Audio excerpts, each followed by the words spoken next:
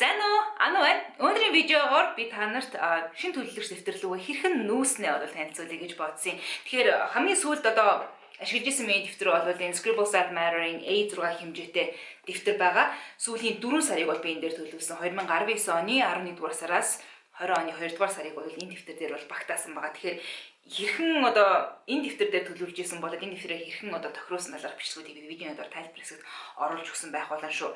Тэгэхээр энэ удаагийн одоо шинэ дэвтэрний хувьд би бас ер нь A6 хэмжээгээ бол баг хэвээр хадгалсан. Гэхдээ арай жижигхэн дэвтрийг сонгон авсан байгаа. Тэгэхээр миний шинэ дэвтэр бол Leuchtturm-ийн Leuchtturm гэж хэлдэг гэж магадгүй бас 1917 гэдэг дэвтэр брендийн дэвтэр бас A6 хэмжээтэй. Яг A6 Pocket гэж нэрлэж байгаа. Тэгэхээр харьцуулаад харах юм бол миний яг Scribbles That Matter дэвтэртэй харьцуулахад бол арай нарийнхан, өндөрний хувьд бол бага зэрэг өндөр ийм дэвтэр болж өгсөн. Би энийг энэ дэвтрийг өнгөрсөн жилийн 11 сар орчимд бол авч ийсэн. Яг энэ дэвтрээ дуусгаар юу н ашигландаа гэж бодоод энэ дэвтрийг айгүй хурдан ийм удаан ашиглана гэж бодоагүй л дээ. 20 оны 2 дугаар сарыг дуустал ашиглах юм гэж төлөвлөж ийсэнгүү. Тийм учраас урьдчилаад энэ дэвтрийг дараагийнхаа дэвтрээ бол аваад бэлтжижсэн.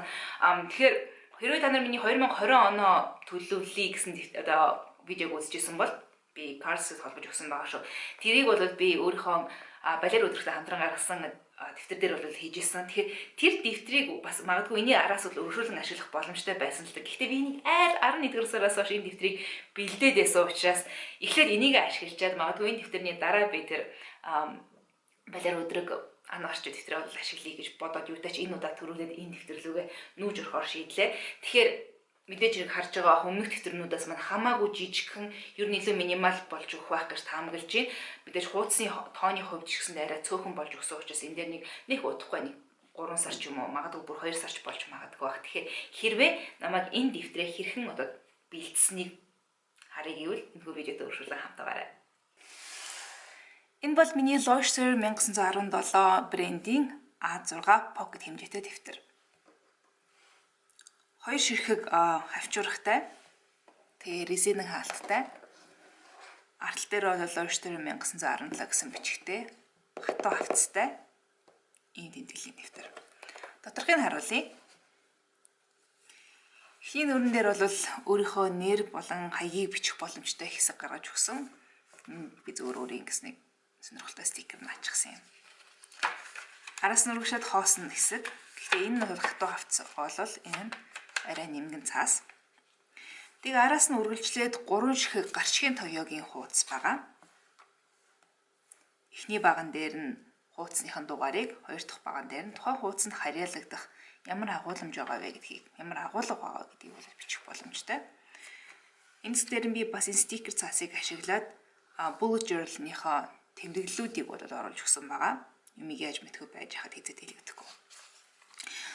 За 3 нүур гарчгийн тоёогийн араас нэг хоосон нүур, нэгдүгээр нүур эхэлж байгаа. Энэ дэвтэр бол нийтдээ 186 одоо дугаарлагдсан нүртэй цэг шугамтай дэвтэр.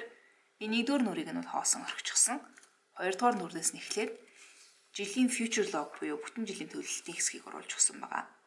Өмнөх A6 дэвтрээс маань ялгаатай нь юу вэ гэвэл би дээр холбож өгсөн байх болно. Мөн түүнчлэн видеоны доор A6 дэвтэр дээрх төлөвлөлтөд оруулж өгсөн байгаа.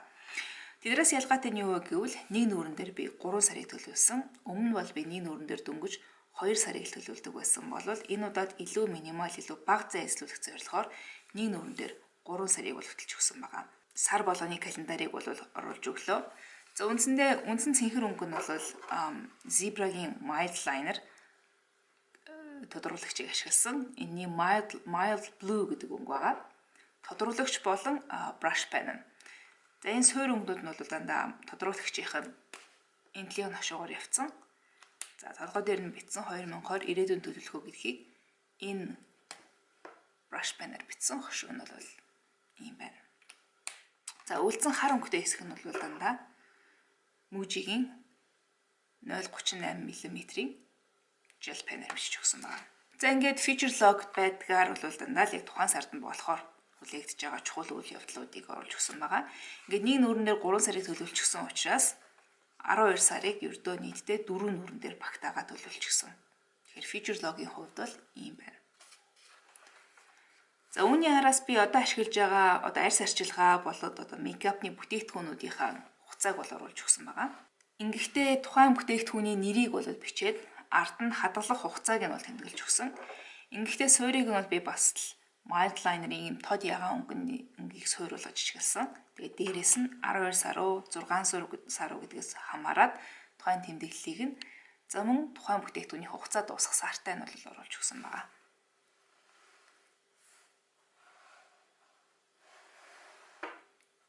Өмнөх дэвтэр дээр маань энэ нүүр нь ердөө 2хан нүүр байснараа багдах шиг болсон. Тийм учраас энд бод би 3 нүрийг бол энэ дээр төлөвлөлөө. За өмнөх дэвтэрнээсээ мөн энэ дэвтэр рүү хуулж авчирсан бас нэг зүйл нь бол зээлийн мөрч. Гэхдээ энэ дэвтэр нь өмнөх дэвтэрнээс маань илүү нарийнхан учраас зээлийн мөрч гэж үлвэж багтаагүй. Тийм учраас би зүгээр зээл гэж орхичихсан байгаа. Үндсэндээ энэ жижиг квадрат болгоно нь бол нэг одоо үнийн дүнг агуулах нэг тэнцүү дүнг бол илэрхийлэх бөгөөд тухайн зээлийг одоо төлж барагдуулсан өдөр болгоныг бол би дотор нь бичиж явж байгаа. Тэгэхээр тухайн одоо яг энэ дэр бүртгэж байгаа зээлийн одоо энэ хэсгийг бол би төлчихсөн байгаа гэсэн. Тэгээ цаашаа бол төвшөөд төлөх ёстой ийм хэсэг үлдсэн. Магадгүй аливаа өөр төлбөртэй байгаа бол тэрийг тооцож үзэхэд сонирхолтой нэг төлөвлөлт сэдвэр дээрээ бүртгэх аргуудын нэг нь энэ байж болох юм гэж бодлоо. За энэ хуудасны араас би 2 нүур одоо Google AdSense Income гэсэн хуудсыг оруулж өгсөн. Хэрвээ та нар миний YouTube видеонуудыг үзчихсэн бол ер нь урталд нь төгсгөлд нь ч юм уу заримдаа дундуур нь бол видео зас урталчилгаа явахыг бол анзаарч байсан баг. Өөрөөр хэлбэл би YouTube-ийн партнер платформыг ашиглан видеонууд дээр бол зар сурталчилгаа явуулах боломжтой байдаг. Тэгэхээр тэр зар сурталчилгаанаас олж ирсэн орлогынхоо бүртгэлийг бол энэ нүүрэн дээр бол бичсэн байгаа. Би тусдан Google AdSense-ийн тухай видео хийхээрээ та нарт энэ хэсгийг бол харуулъя гэж бодож байгаа учраас одоохондоо энэ дээр бол стикер наачглаа. Ер нь яг AdSense-тэй холбоотой тусдан би даасан видео хийх болно. За үүний араас би бас уншихаар төлөвлөж байгаа зарим номнуудынхаа нэрсийг бол багтааж өглөө. Өөрийнхөө Instagram хаягаараа дамжуулан би хүмүүсээс унших номны зөвлөмжүүдийг бас өглөөсөн. Тэдний зарим нь бол энэ хуудас руу орж өгсөн байгаа. За гэхдээ би хэрвээ анзаарах юм бол энэ хүртэл ерөөхдөө гарчигнуудыг хуудснуудыг би ер нь нэг дизайнер хийгээд яваад байсныг харсан байх. Ингэхдээ бол би толгоо одоо энэ бичвэрийг нь Staedtler-ийн Tri Plus Fine Liner-аар ашиглаж бичсэн энэ өнгийг гарчгийг нэггээр нь тавиад тойруулсан хар хүрээг нь бол яг энэ Fine Liner-ийнхаа хар өнгийг бол ашигласан. Үндсэндээ тэгээд нэг дизайнтайгаар нүрнүүдийг бол хийгээд яваад байсан бас арай ихтэйхэн цэгцтэй харагдаж магадгүй гэж бодож байна. Юу гэж бодож байна та нар комент хэсэгт бэлдээгээрэй. За тэгээ унших номнуудынхаа жагсаалтыг энэ дээр гаргаж явахдаа урталт би зөвхөн тэмдэглэгийг нэм жижигхэн дөрвөлжингөөр бол хийгээд өгсөн. Ингэхдээ би бас өмнө ашигладаг байсан. Hobonichi-гийн ногоон stencil-ийнхаа энэ дөрвөлжинг бол ашиглажчихсан. Урталт нь зүгээр тэмдэглэж байгаа зураг орхигдсон байгаа. Аль хэдийн уншаад эхэлчихсэн байгаа номнуудынхаа уртлынхын дөрвөлжинг бол дөнгөж хагас бол бодчихсан байгаа. Харин уншиж дууссан дараа бол энэ дөрвөлжингүүдийг нь бүтнээр нь харлуулж бодох болно. Энэ бол миний A Year in Pixels гэдэг нэртэй хуудас. Ямар учиртай вэ гэхээр хөндлөнгөөрөө бол энэ 1-ээс 31 хүртэл бол бичигдсэн. Босоогоор бол 1-ээс 12 хүртэл. Өөрөөр хэлбэл жилийн бүх 365 хоногийг энэ хоёр нүүрэн дээр багтаан илэрхийлэх болно. Хамгийн эхний мөр бол 1-р сарын 35 хоног, 2 дахь мөр бол 2 дугаар сарын 29 хоног, 3 дахь мөр бол 3 дугаар сарын 31 хоног гэх мэтээр 365 тойргийг бол энэ нүүрэн дээр багтаасан. За энэ тойргуудыг бол би яг нөгөө зуршлын мөрчөө хийдэг шиг энэ шугамныхаа Hobonichi-гийн шугамныхаа энэ бөөрөнхий гэн бол ашиглаж байсан. Нэлээд их цаг орсон тэр бол ойлгомжтой байгаа. За яг энэ нүрийг яаж хөтлж байгаа вэ гэхээр энэ талд нь би 5 дугуйг одоо товёг болгон байдлаар оруулсан. Leuchtturm-ийн одоо ийм олон үзэгтэй багц байдаг. Энэний яг энд байгаа 5 мөнгийг дараалуулсан 5 мөнгийг бол ашиглан энэ 5 бүднүүдийг бол буудсан байгаа. Тэгэхээр хамгийн цайвар нь бол одоо хамгийн одоо happy өдөр хамгийн баяртай байгаа өдрийг бол илэрхийлэх бол хамгийн бараа нь ерөөхдөө нэлээд таархан байгаа өдрийг бол илэрхийлнэ. Тэгэхээр яг тухайн өдрийн mood одоо сэтгэл санаа ямар байсан бэ гэдэгт хамааруулан энэ 5 мөнгнөөс сонгоод тэр өдрийг бол будчихна.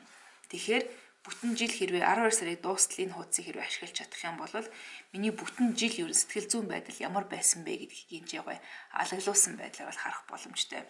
Би энэ хэсгийг энэ нүрийг бол 1-р сарын 19-ноос хойш бол ашиглаж эхэлсэн болохоор 19-өөс хойш будаад эхэлсэн байгаа. Тэрнээс өмнө бол ямар байсныг бас бүрэн дүүрэн санахгүй байгаа учраас энэ дээр бол тэмдэглэсэнгүй. Гэхдээ хэдийгээр энэ дэвтрийг бол яг дөнгөж 3 дугаар сараас л ашиглаж эхлэх гэж байгаа боловч энэ дэвтрийг би видеоны интернет хэлжсэн өнгөрсөн жилээс аль хэдийн тохиргоог хийгээд эхэлсэн байсан учраас ерөөхдөө урьдчилаад ашиглаад эхэлсэн байгаа нь энэ шүү. За үүний дараа би сар бүр хийх зүйлсийн жагсаалтыг энэ дээр оруулж өглөө. Толгой хэсгийг нь харуул яг л сард нэг удаа хийх зорилттой зүйлсийг бол багтааж өгсөн.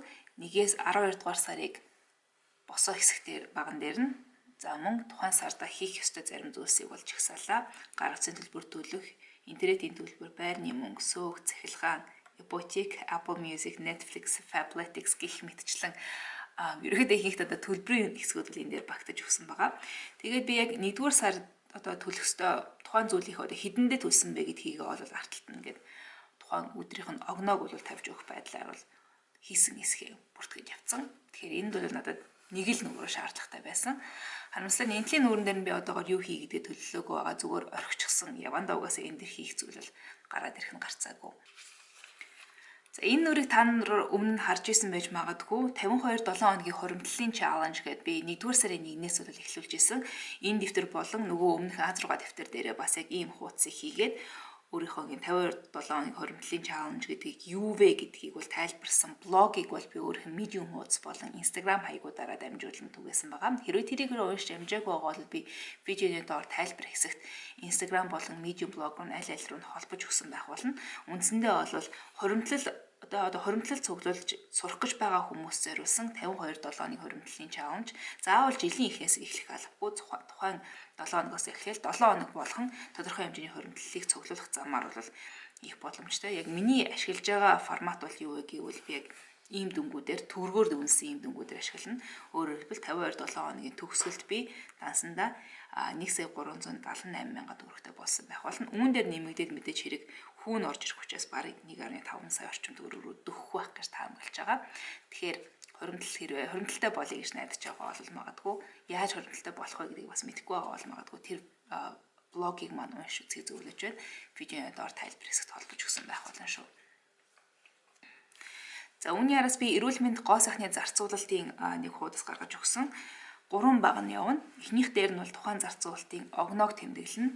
Хоёр дахь дээр нь бол тухайн зарцуулалтын дүн, гурав дахь дээр нь тайлбарыг нь оруулж өгсөн байх болно. Мэдээж хэрэг би Money Pro гэдэг аппликейшнээр өөрөө ашиглаж байгаа Money Pro-гийн тухайд видеог бас дээр карт хэсэгт болон видеодод тайлбар хэсэгт холбож өгсөн байх болно шүү. Хэдийгээр тэр апп дээрээ би бод бүртгэдэг ч гэсэндээ яг эрүүл мэнд гоо сайханд бол яг хичнээн төрөө зарцуулж байна уу гэдгийг би бас яг цаасан дээрээ бүлгэлсэн байдлаар нь харах айгуу дуртай. Арай хитрхийг зарцуулаад байгаа юм биш вэ? Зэрэг гоо сайхны бүтээгдэхүүнүүд, косметик, замаад гоо сайхны үйлчилгээнүүдийн зардлаа бол би бас ингэж хянах сонирхолтой байдаг. Тийм болохоор ийм хуудсыг юутайчсан оруулж өгье гэж бодсон юм. Өмнөх дэвтрүүд дээр маань ч гэсэн байгаа. За энэ бол яг энэ дэвтэрнээс анх удаага шинээр нэмэгдэж ирж байгаа хуудас. Энэ бол Instagram мөрч болон YouTube мөрчийн маань хэсэг. 1-р сарын 1-ээс эхлээд би яг өөрийн Instagram хаяг болоод YouTube сувгийнхаа одоо subscriber-ийн тоо болоод дагагчдын тоо хэд байна вэ гэдгийг бүртгэж эхэлсэн. 1-р сарын 1-ний байдлаар Instagram дээрх одоо дагагчдын маань тоо 23,000 гаруй байсан учраас би хамгийн ихний одоо зорилтыг бол 24,000 гаруй тэмдэглэж өгсөн. Ингээ 24, 25, 26, 27 гэж явсаар агаад 38,000 хүртэл энэ нүүрэн дээр тоолохоор зааж өгсөн байгаа. За доотлийнхын жижигхэн зайн дээр нь би тухайн дагагчийн тоонд хэдний өдөр хүрсэн бэ гэдгийг нь бол тэмдэглээд явсан. За яг энэ видеог бичих үед бол одоогийн байдлаар миний Instagram дагагчийн тоо 27,000 давчгаад явж байгаа юм байна. Хамгийн сүүлийн одоо тэмдэглэл нь 2-р сарын 2-нд байж. За яг видео бичих үед бол 28,000 арай хүрээгүй байгаа учраас энэ дээр бол бичлэлт бол байсангүй. YouTube-ийн хувьд ч гэсэндээ яг адилхан бас л 1-р сарын 1 гэхэд бол минийх арай 24,000 хүрч амжаагүй байсан учраас би 24-оор бол тэмдэглэсэн. Ингэж явсаар мөн л 38,000-ыг хүртэл энэ нүүрэн дээр бол бүртгэх боломжтой. Ажиглалтай нь YouTube дагагчдын маань YouTube subscriber-ийн маань яг 1-р сарын 1-нд 24,000 хүрч исэн байна. Ингээд мөн л адил тухайн одоо subscriber-т бол хизээ хүрсэн бэ гэдэг огноог нь бол доотлийнхын зайд нь бол багтааж өгсөн байгаа. Энэ нүрийг бэлтгэхдээ бол тойруулаад мөн л Staedtler-ийн хар өнгийн Tri Plus Fine Liner ашигласан. За харин энэ улаан өнгийн бичвэр нь бол Zebra-гийн Mild Liner, Mild Red гэдэг өнгөтэй. Энэ нөгөө brush pen-ийн нэг тал нь бас ийм нарийнхан fine line үзэх шиг хэсэг байдаг учраас энийг нь бол ашиглаад би энэ хэсгийг нь бол биччихсэн. Арай хайцангуй нарийнхан гарч байгааз нөгөө тал нь бол яг brush pen-ийн хошуутай. Яг энэ тодруулагчны нэг тал ч гэсэндээ бас яг энтэй адилхан нарийнхан хошуутай байдаг. Гэхдээ би өмнө нь энийг бол нэлээд их ашиглаж исэн учраас ерөөхдөө жоохон зөөлрөөд зузаан болцсон билээ. Тийм учраас би арай шинэ хошууг бол энэ бичрийг бичихтэй ашигласан. За үүний араас бол 3 дугаар сарын манай хуудас бол эхэлж байгаа. Хэрвээ 3 дугаар сараа хэрхэн төлөвлөсөн бэ гэдгийг бол үзье үсэх юм бол бүрэг барихт бол видеог оруулах болно. Хэрвээ та нар энэ видеог үзэх үед 3 дугаар сараа хэрхэн төлөвлөсөн видео маань аль хэдийн нийтлэгдчихсэн байгаа бол би видеон дээр карт хэсэгт мөн видеон дээр тайлбар хэсэгт холбож өгсөн байх болно. Хэрвээ арай нийтлэгдээгүй байгаа бол мэдээж хэрэг бүрэг барихтын суваг дээр иргэн орж ирж үзхийг хүсэлж байна. Тэгэхээр би Leuchter 1917 дэвтрээ хэрхэн бэлдсэн та нарт таалагдсан бол энэ видеон дээр лайк дараарай. Мэдээж хэрэг энэ дэвтэр дээрээ би 3 дугаар сараа хэрхэн төлөвлөсөн бэ гэдэг видео бол миний дараагийн видео байх болно. Ойрын хугацаанд ирэх бүрэг барихт бол оруулъя гэж төлөвлөж байна. Тэгэхээр хэрвээ 3 дугаар сараа хэрхэн төлөвлөснийг маань харъя гэж бодож байгаа бол тэр үед нь та нарт notification авахын тулд миний сувгтын зүүн доор байгаа subscribe гэсэн товчийг дараад хонхыг дарчих юм бол тэр видео шинээр нийтлэгдэх үед та нарт notification очиж шүү. Тэгэхээр хэрвээ сувгт маань subscribe хийгээгүй бол subscribe дараарай. Хонхыг нь дарж notification авахар сонгож өгөхийг хүсье. Мөн түнчлэн за Leuchter энэ дэвтэртэй холбоотой мөн энэ дэвтрийг тохируулсан бэлтгэд ашиглагдсан бүх зүйлс үзэг харандаа бал тийм тодруулагч гэдэг бүх зүйлсийг би видеоны доотлын тайлбар хэсэгт холбож өгсөн байх болно шүү. Тэгэхээр хэрвээ та нар магадгүй тэдгээр зүйлсээ сонирхож байгаа юм бол видеоны доотлын тайлбар хэсгийг нээж үзье хүсье. Тэгэхээр видеотой хамт байсан баярлалаа. Дараагийн пүрэв баригт 3 дугаар сараа их дэвтэр дээр хэрхэн төлөвлөсөн бэ гэдэг видеогоор иргэд олзъя. Баярлалаа.